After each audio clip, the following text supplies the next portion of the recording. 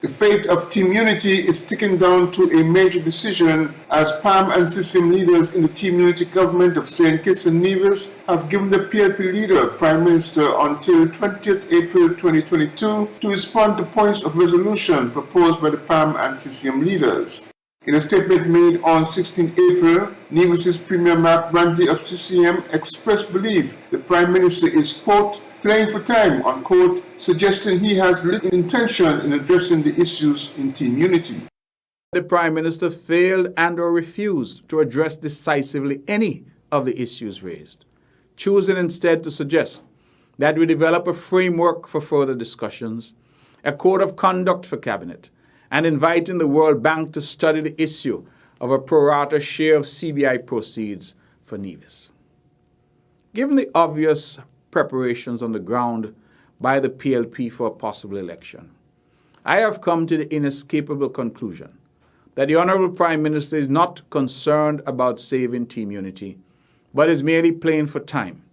hoping to maintain the status quo for as long as possible, while the serious concerns about the current path of Team Unity are ignored. If I can take but one example to prove my point, it boggles the mind why the Honourable Prime Minister, a trained accountant and highly astute financial manager,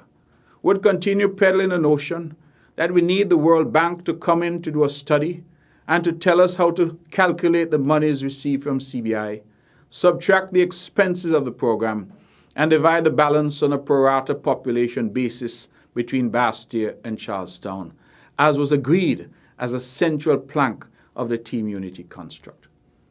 I am certain when I say that any student at the Nevis Sixth Form College or CFBC could undertake that mathematical exercise and bring immediate resolution to a matter which has now festered for 7 long years. According to Brantley, PAM and CCM have jointly sent correspondence to the Prime Minister, and his response could determine if there is a future for Team Unity. One hand cannot clap, and PAM and CCM cannot by themselves save Team Unity as currently configured if the PLP and its leadership has no interest in resolving the issues that confront us. To this end, and consistent with our ongoing efforts to save our Team Unity government,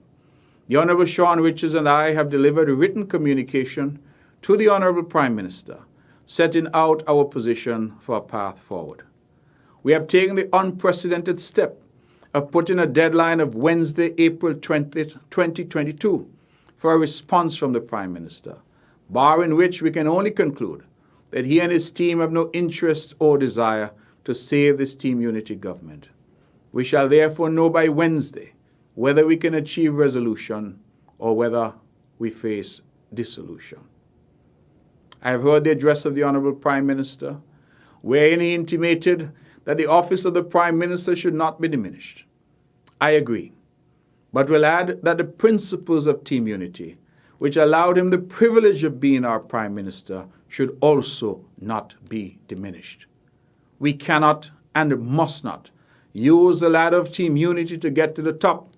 and then kick it down as being a mere construct for personal advancement and self-aggrandizement. Brantley said both CCM and PAM parties are committed to the concept of Team Unity and have been trying to correct the problems that have developed within the coalition. Glenn Black reporting for SK Newsline.